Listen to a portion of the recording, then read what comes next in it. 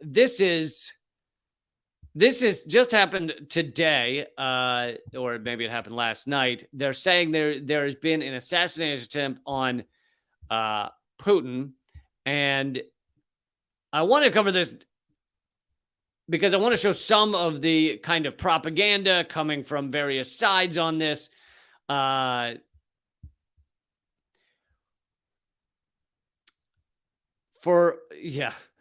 Zelensky's going to. So this is some of the hilarity that's going on right now. You have Zelensky. This is the latest update. Zelensky is going to speak at The Hague, right? The International Criminal Court, which now has an accusation against Putin for kidnapping children.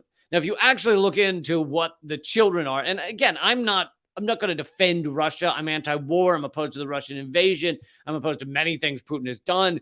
But if you like, for one thing, the U.S. doesn't endorse the International Criminal Court. We didn't sign on to it. In fact, we signed a bill in Congress to invade The Hague if they ever arrested an American for being a war criminal. So to then run around and go, the ICC says Putin's a bad guy.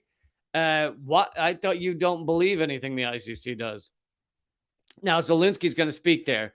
But I did a segment on the hilarity of the accusation that Putin's kidnapping children.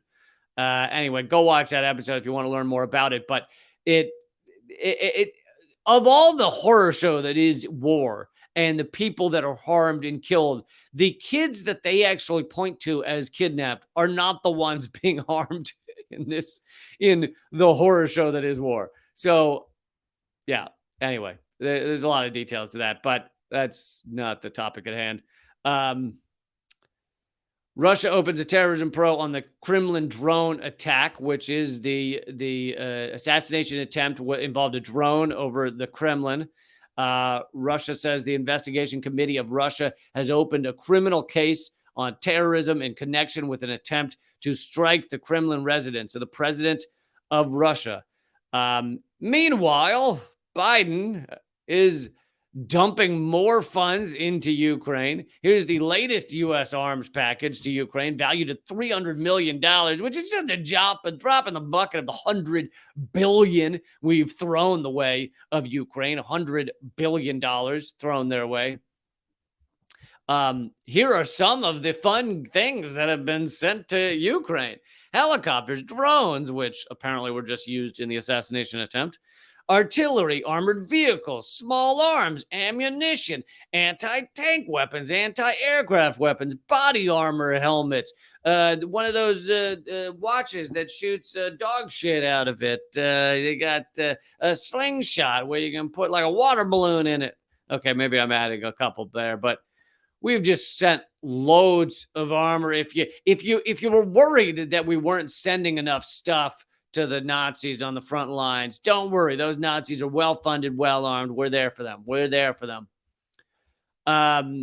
So then Zelensky is claiming the death toll of attacks. There's a lot of back and forth here. And so other than to mention this assassination attempt, I don't want to get into the kind of how many people were killed on this side or that side, because I don't actually believe much of those numbers, not until, you can find a verifiable source weeks later. So when Zelensky says this many died and Russia says this many soldiers were killed and the U.S. says this many were killed, I think it's all propaganda. What's the famous quote? The first victim of war is the truth. And I think that's very true. Although the truth was killed a long time ago. Let's be honest.